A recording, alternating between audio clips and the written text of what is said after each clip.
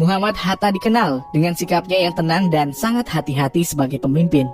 Ia mungkin pemikir yang paling logis dan paling luas bacaannya di antara tokoh-tokoh nasionalis sebelum perang kemerdekaan. Hatta merupakan penulis yang sangat produktif.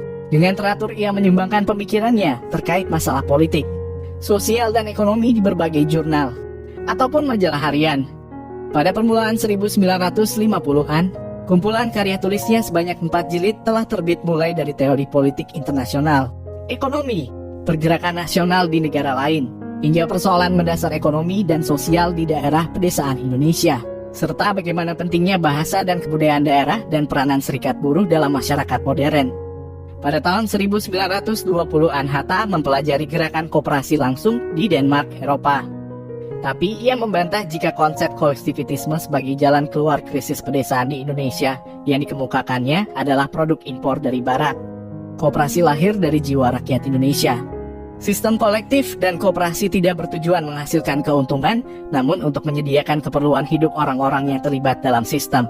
Hatta menyadari bahwa sebagian rakyat Indonesia akan tetap menjadi masyarakat pedesaan selama puluhan tahun setelah kemerdekaan. Oleh karena itu, ia menganjurkan pendirian koperasi untuk mengatasi krisis pedesaan selain mengembangkan sektor industri.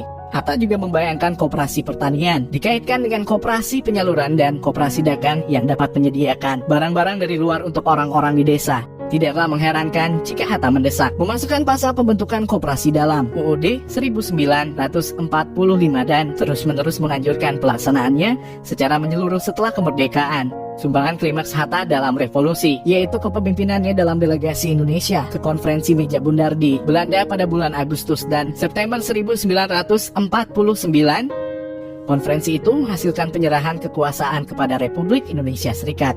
Menurut mereka yang turut serta dalam konferensi tersebut, Hatta merupakan perunding terlatih, mengerti orang Belanda, dan juga dihormati orang Belanda. Peranan diplomasi paling sesuai dengan pengalamannya selama di Belanda. Di samping ketajaman intelektualitas dan pengertiannya yang luas tentang sejarah Eropa, sumbangan Hatta yang terakhir dalam merampungkan revolusi ialah peranannya yang sangat penting dalam mengubah struktur Federasi Republik Indonesia Serikat yang disetujui Belanda pada bulan Desember 1949 menjadi Kesatuan Republik Indonesia pada bulan September 1950.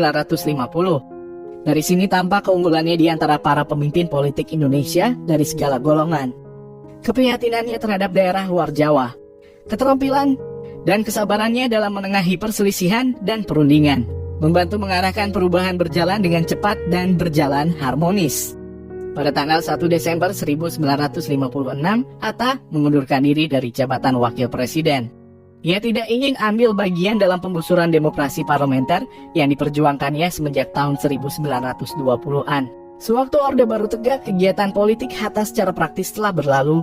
Sebagian besar dari sisa hidupnya ia pergunakan untuk menulis, termasuk mengembangkan gagasan-gagasannya yang matang sejak tahun 1920-an atau mengumpulkan kenangan-kenangan politiknya.